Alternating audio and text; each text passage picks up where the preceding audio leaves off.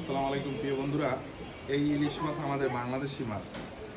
তো এই ইলিশ মাছ আপনার দুইটায় মনে হয় 1.5 কেজি হইবে। বেশি বেশি বেশি হইবে, হ্যাঁ পনে 2 কেজি, একই 200 1 কেজি 200। তো এই ইলিশ মাছ দুইটা আপনার কেজি 2200 টাকা। আমাদের এই ইলিশ মাছ তো আমাদের বাংলাদেশি, তাই না?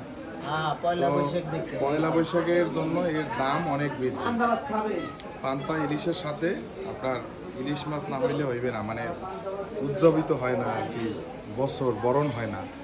তো এই ইলিশ মাছ আমাদের দেশে কোনো সার লাগে না, ওষুধ লাগে না এবং জমি লিজ লাগে না, কিন্তু এই মাছের এত কেন দাম?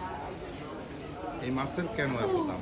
জাতীয় ফুল শাপলা, শাপলাও তো আমরা খাই, কিন্তু শাপলার মোট 10 টাকা, শাপলার কেজিও তো আপনার 2000 টাকা হইতে পারে, তাই না? এটাও আমাদের দেশের, ওইটাও আমাদের দেশের। তো আপনারা এইটা বিবেচনা করে কমেন্ট করুন।